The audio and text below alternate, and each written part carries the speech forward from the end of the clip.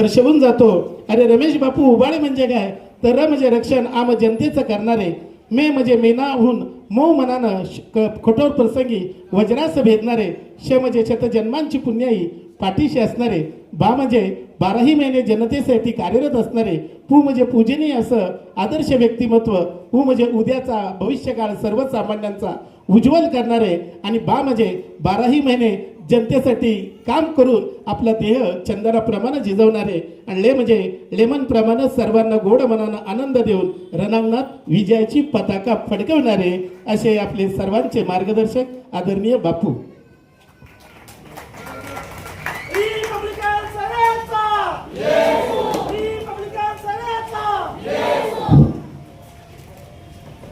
आज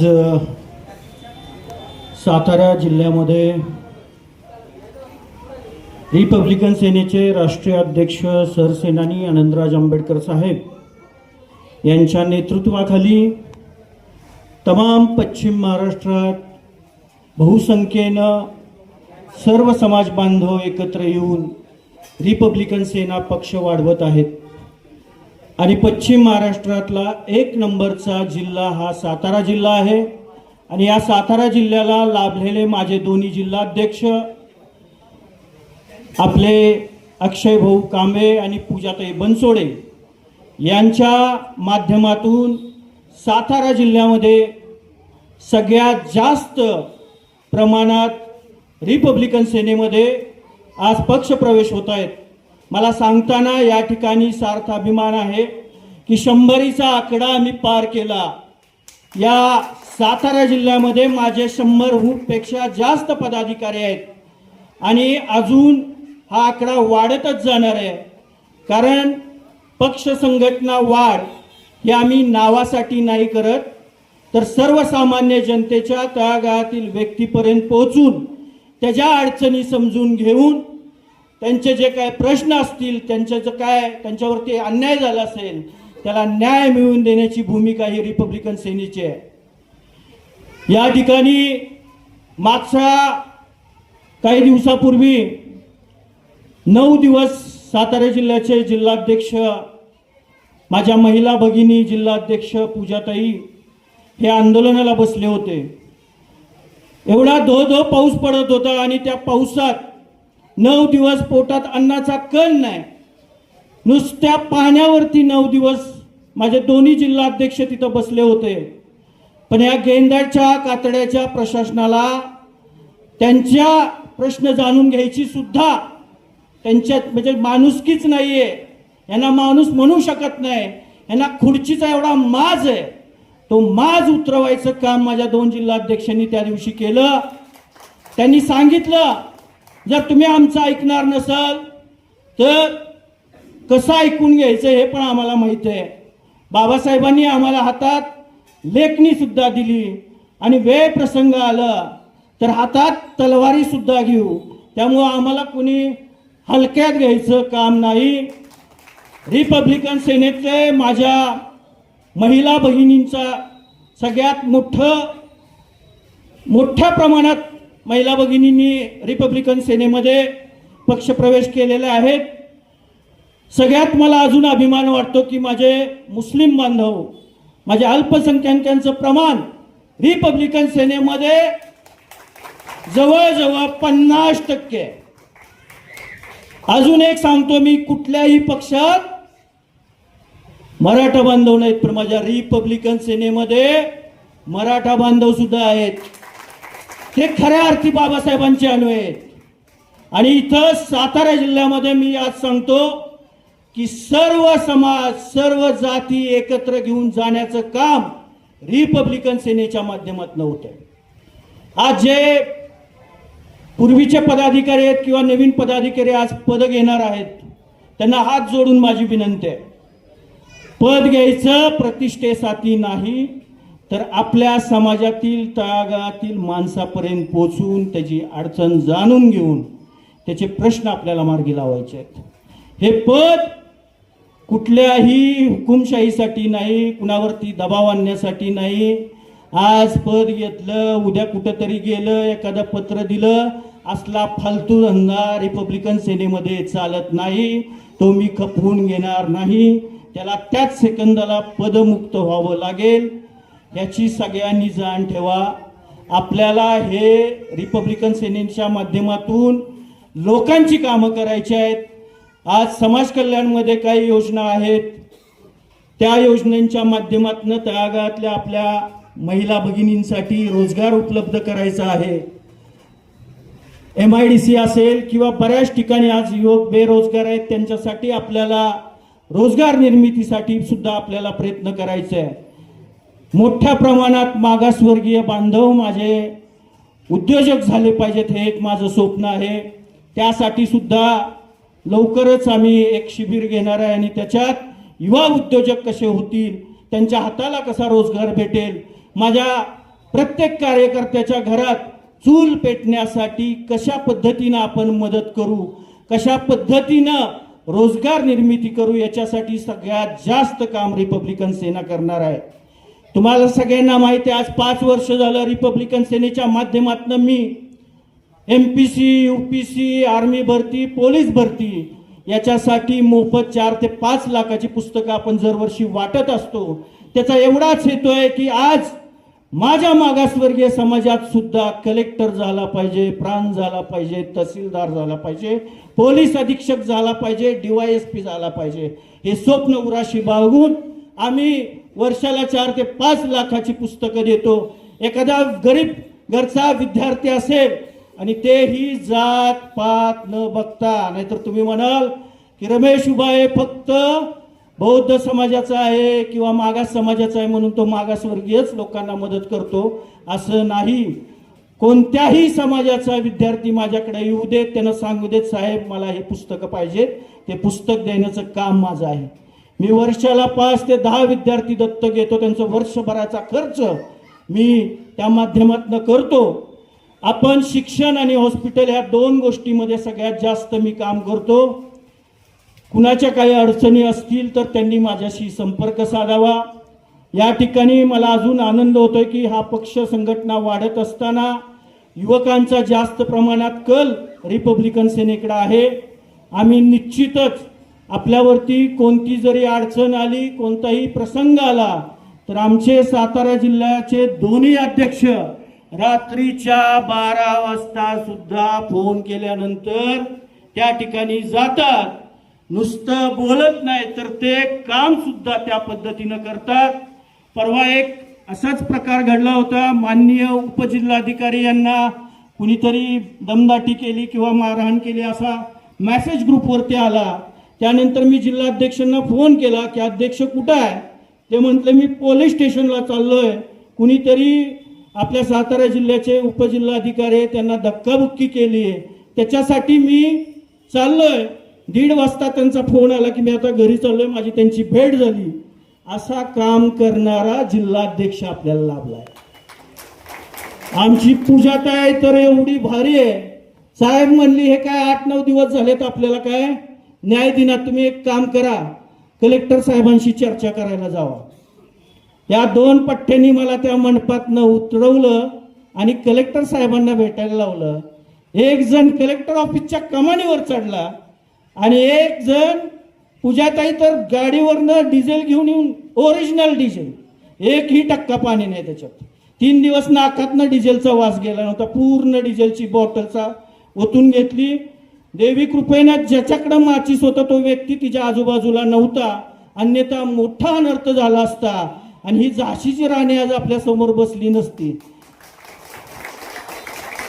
कारण पोटतिडीक काय होती, प्रश्न काय वैयक्तिक घेऊन बसलेले का, ते सामाजिक प्रश्न होते. समाजावरती अन्याय होतोय, समाजात भ्रष्टाचार चाललाय, या गोष्टीसाठी ते बसले होते.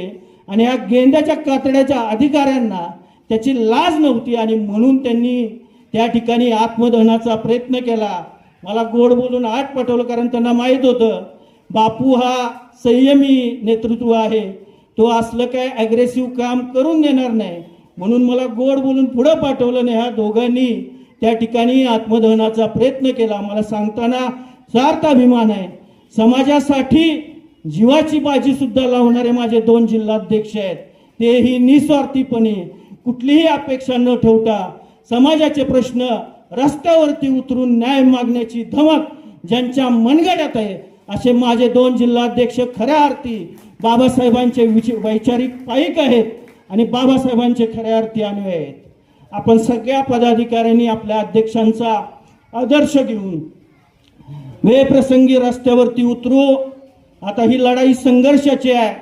आपण दिल्लीतला प्रकार पाहिला, काय त्यांचा दोष होता. MPC UPC शिकणारे विद्यार्थी आज रस्त्यावरती उतरले. एक भगिनीचा मी व्हिडिओ पाहिला, ती म्हणत होती की मी तयारी करते खरं, पण मला भीती वाटते की ज्या क्षेत्रात मी जाणार आहे पोलीस म्हणून, तर हे पोलीस हे रक्षक नाहीत तर भक्षकाच्या भूमिकेत आम्हाला मारहाण करतायत. मी कशी काय परीक्षा देऊ. एवढं विचित्र चित्र. लोकशाहीकडून 100% हुकुमशाहीकडे जाणारा हा भारत देश आणि 100% संविधान नष्ट करणारे हे सरकार हुकुमशाही करणारं सरकार आहे. जो विद्यार्थ्यांवरती, जे भारताचं भविष्य आहे त्यांच्यावरती जर तुम्ही दांड्या मारत असाल, त्यांना काठीनं मारहाण करत असाल, तर तुमच्यासारखा निर्दयी आणि राक्षसी वृत्तीची माणसं ह्या जगात कुठंच नसतील. खरं तर जे लोक म्हणतात की भारत 1 नंबरचा देश आहे, भारतात विकास खूप चालू आहे, भारतात रोजगार खूप आहे, आज या बातमींच्या माध्यमातून भारताची मान कुठेतरी खाली गेली की हा लाठीचार्ज जो केला गेला विद्यार्थ्यांवरती, जो भारताचं भविष्य आहे, ही अतिशय शरमेची बाब आहे. सरकार वेगवेगळ्या योजना काढतोय, सरकारच्या तिजोरीत पैसे नाहीत आणि बेरोजगारी वाढली. आज मोठ्या प्रमाणात पगार सुद्धा वेळेत होत नाहीत. मध्ये मी एक आंदोलन केलं होतं. मी जवळजवळ 10 दिवस आमरण उपोषणाला बसलो होतो. सांगली इथल्या युवकानं आत्महत्या केली. आज जल जीवन मिशनचं त्याचं बिल निघालं नव्हतं. बिचाऱ्यानं कर्ज काढलं. 2 ते 3 वर्षाचं बाळ घरात होतं आणि त्यांनी आत्महत्या केली. या सरकारला कधी जाग येणार आणि कधी डोळे उघडणार. आज कॉन्ट्रॅक्टरला बिल काढताना 10% बिल.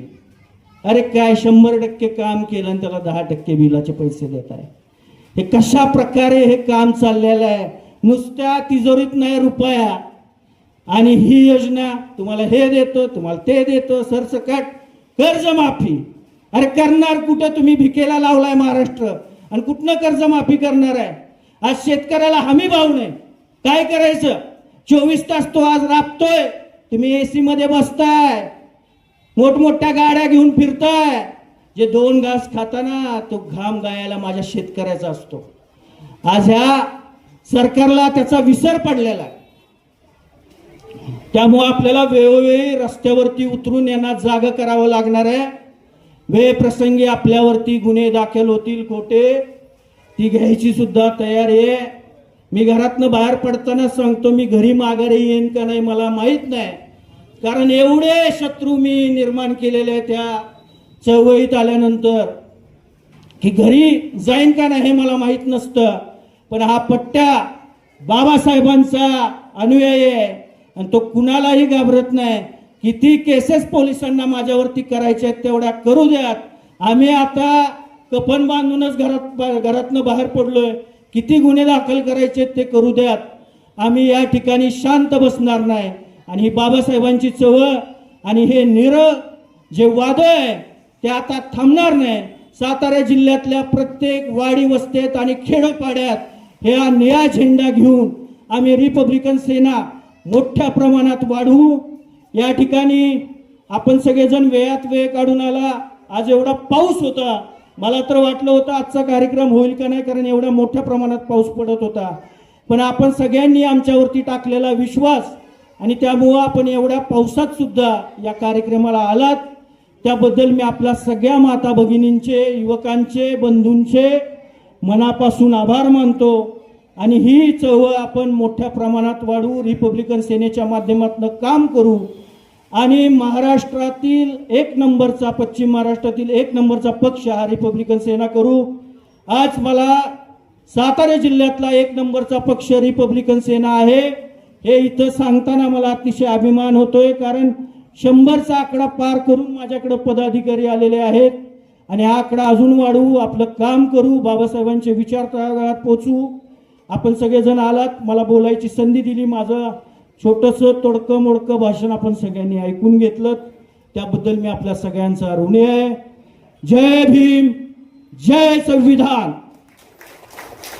त्यामध्ये माझे सातारा जिल्ह्याचे जिल्हाध्यक्ष अक्षयजी कांबळे, महिला जिल्हाध्यक्ष पूजाताई बनसोडे यांच्या माध्यमातून राष्ट्रीय अध्यक्ष सरसेनानी आनंदराज आंबेडकर साहेब यांच्या नेतृत्वाखाली मी आमचे महाराष्ट्राचे प्रदेश अध्यक्ष डॉक्टर सूर्यवंशी साहेब यांच्या नेतृत्वाखाली, युवा नेते अमन आंबेडकर साहेब यांच्या नेतृत्वाखाली व पश्चिम महाराष्ट्र अध्यक्ष माझ्या मार्गदर्शनाखाली सातारा जिल्ह्यामध्ये रेकॉर्ड ब्रेक ना भूतो ना भविष्य एवढे लोकांचे पक्षप्रवेश आज साताऱ्यामध्ये झाल्यात.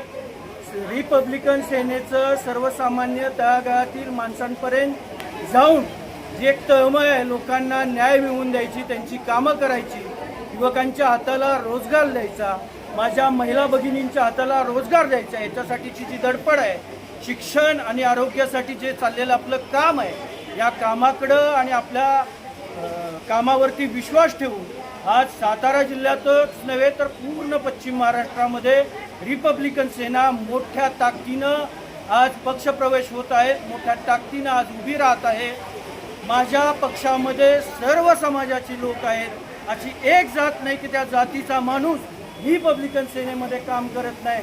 सातारा जिल्हा एकमेव असा जिल्हा असेल आणि एकमेव असा रिपब्लिकन सेना पक्ष आहे ज्याच्यात सर्व जाती धर्माच्या महिला भगिनी, युवती, युवक, माझे बांधव एकजुटीनं रिपब्लिकन सेनेमध्ये काम करत आहेत. डॉक्टर बाबासाहेब आंबेडकरांचा रिपब्लिकन सेनेचा रमेश बापू आप आगे बढ़ो, अक्षय भाऊ आप आगे बढ़ो, पूजाताई तुम आगे बढ़ो.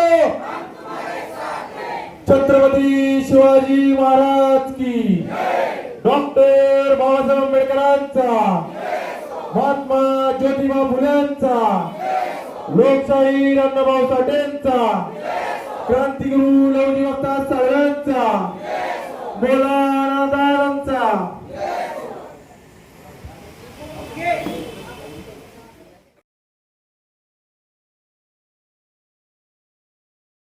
त्यांच्याबद्दल असं बोललं पाहिजे की महावादळाच्या विरोधात ठाके, पुढे संकटाच्या कधीही न वाके, अरे पराभूतता स्पर्श तेना मनाला, अरे पूजाताई म्हणावे अशा वाघिणीला, अशा वाघिणीला.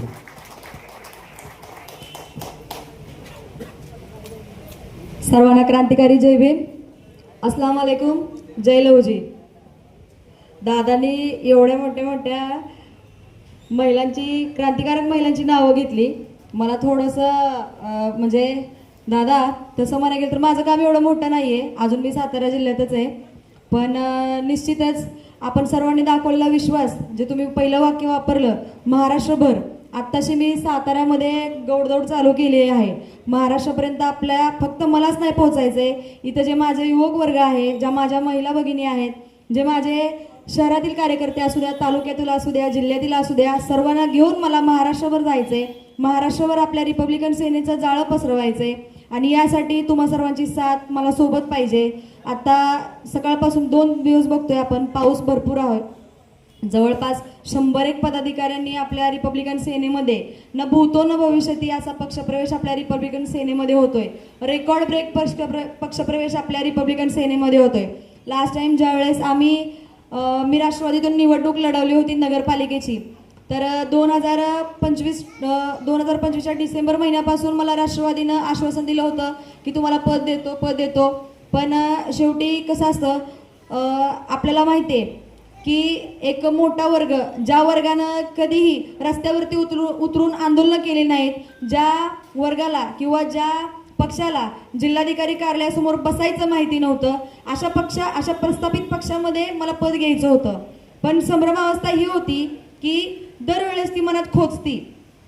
आज मी चळवळीत काम करते, आंबेडकरी चळवळीत काम करत असताना आंबेडकरी चळवळीतल्या पदाधिकाऱ्यांना, नेत्यांना कशा प्रकारची वागणूक भेटते हे मला तुम्हाला म्हणजे तुम्हाला माहीत असेल, मला हे सांगायची गरज नाही, पण ज्या ज्या वेळेस पदाचा उल्लेख व्हायचा त्या वेळेस मला टाळाटाळ व्हायची. पण तरी देखील मी म्हणायचे असून द्या, काही ना काहीतरी होईल. कारण आत्ताची आपली परिस्थिती बघता मी कुणाला विरोध करणार नाही, मी फक्त आपल्या सत्य परिस्थितीवर बोलणार. आत्ता जे समाजामध्ये तेढ निर्माण झालेला आहे, पहिल्यांदा हिंदू मुस्लिम झालं, मराठा ओबीसी झालं, आता आपला मातंग बंधू आणि महार ह्या दोघांमध्ये तीव्र प्रकारचे वाद चालू आहेत. सातारा शहरामध्ये आत्ताचं वातावरण बघता समित्या 2 ते 3, आता तिसरी समिती पण उद्याच येईल, 2-3 दिवसात तुम्हाला कळेल. ज्यावेळेस 1 जुलैला जयंती होणार असते त्याच्या 2 दिवसच तिसरी समिती तयार होती. मी हे बोलू इच्छिते, कारण यावेळेस आम्हाला खूप आशा होती की यावेळेस महिला अध्यक्षपद जे सातारा जिल्ह्यातून पहिल्यांदा आपण नावलौकिक करणार होतो. कशाचा? की महिलेला पद दिले, जयंतीचं अध्यक्षपद महिलेला दिलंय. पण काही जाणकार आणि ज्येष्ठ तथाकथित नेते यांना महिलेचं पुढारपण किंवा महिलेचा पहिलेपणा हा त्यांना पटला नाही आणि त्यांनी दुसरी समिती काढली. या गोष्टीची मनात कुठेतरी खंत वाटते. पण असो, या गोष्टीला डावलून अण्णाभाऊ साठे यांची जयंती रिपब्लिकन सेनेच्या वतीनं जोरदार जोमात, आणि ज्या आपल्या अध्यक्ष आहेत पल्लवीताई पाटोळे यांना रिपब्लिकन सेनेच्या वतीनं पाहिजे ते सहकार्य करणार असा मी शब्द देते. हा राहिला जयंतीचा विषय. दुसरा विषय राहिला पक्षाचा. ज्यावेळेस आम्ही युथ पॅन्थर आमचं एक संघटन आहे, आमच्या युथ पॅन्थरच्या संघटनातून आम्ही उपोषणाला बसलो होतो. उपोषणाला साधारणतः 4 दिवस झाले होते. प्रशासन दखल घेत होतं. अक्षय कांबळे, पूजा बनसोडे, जुबेर भाई, इतर जे कोण आमचे सोबतचे पदाधिकारी होते, या सगळ्यांना प्रशासन नेहमीच प्रशासन नेहमीच चर्चेत घेतं, बघतं. हे काही ना काहीतरी दरवेळेस आंदोलन वेगळे करत असतात. त्याच्यामुळे आमच्यावरती वॉच आहे आणि स्पेशल वॉच आहे. आता तुम्ही परिस्थिती बघताय. युथ पॅन्थरच्या माध्यमातून आम्ही ज्यावेळेस उपोषण केलं त्या उपोषणाच्या 4थ्या दिवशी आम्हाला भेटण्यासाठी आणि मार्गदर्शन करण्यासाठी आपल्या पक्षातील रिपब्लिकन सेनेचे पश्चिम महाराष्ट्राचे अध्यक्ष रमेशजी बापू उबाळे यांनी येऊन भेट दिली. त्यांनी आमची दाहकता बघितली, उपोषणाची तळमळ बघितली, आमचे विचार बघितले, आमचा आंबेडकरवादी विचार बघितले आणि त्याच्यानंतर त्यांनी आम्हाला मार्गदर्शन करण्याचे सांगितले. मार्गदर्शन केल्यानंतर आम्हाला थोडीशी कुठेतरी आशा वाटली, कारण आतापर्यंत जे कोण चळवळीतले नेते असतील, तथाकथित नेते मी त्यांना म्हणते, कारण आतापर्यंत फक्त अक्षय कांबळे, पूजा बनसोडे यांचा वापरच झालाय. आता इथं जे कोण माझे भाऊ बसलेत, तरुण वर्ग बसलाय, त्यांचा देखील वापरच होतोय. फक्त कुठला तरी कार्यक्रम असेल, यायचं जायचं बसायचं, ह्याच्या पलीकडं काही एक नसतं. नेते मंडळी येतात, कार्यक्रम करतात, पाठीमागं फिरवतात आणि जातात. पण युवकांचा माझा जो प्रश्न आहे, त्यांच्या कामधंद्याचा असेल, त्यांच्यावरती पडणाऱ्या चुकीच्या गुन्ह्याचा असेल, पोलीस स्टेशनची मदत असेल, त्यांची शैक्षणिक मदत असेल, कोण करणार? तुम्हाला स्वतःहून कुठला नेता विचारतो का बाबा काय करायचंय काय नाही करायचं? तुम्ही ज्यावेळेस तुमची अडचण घेऊन जाता त्यावेळेस अडचणीच्या वेळेस काय सांगितलं जातं? हां, बघतो नंतर, फोन करतो नंतर. पण अशा प्रकारचा कोणताही अनुभव आम्ही तर आमच्या जीवावर, आमच्या स्वबळावर आम्ही सगळं करतोय. मनोज दादा, सातारमध्ये काम करताना आम्हाला बरेचसे अनुभव येतात. आम्हाला फक्त प्रस्थापितांनाच तोंड नाही द्यावं लागत, आमच्या चळवळीतल्या काही नेत्यांना देखील तोंड द्यावं लागतं. कारण जसं तुम्ही म्हणताय फलटणमध्ये पहिली ठिणगी पडती, तसंच सातारचा आदर्श हा सगळा जिल्हा, सगळा महाराष्ट्र घेतो. त्याच्यामुळे आम्हाला नेहमी वाटत असतं की सातारमधनं क्रांती व्हावी. आता 2-3 दिवस झालं दिल्लीच्या जंतर मंतरवर फार भयानक प्रकारामध्ये आपल्या तरुण वर्गाला मारलं जातंय, दांडक्यानं मारलं जातंय. अक्षरशः महिलांना सरळ धरून केसाला धरून ओढलं जातंय. संसदेवरती बंदुका धरून उभारल्यात.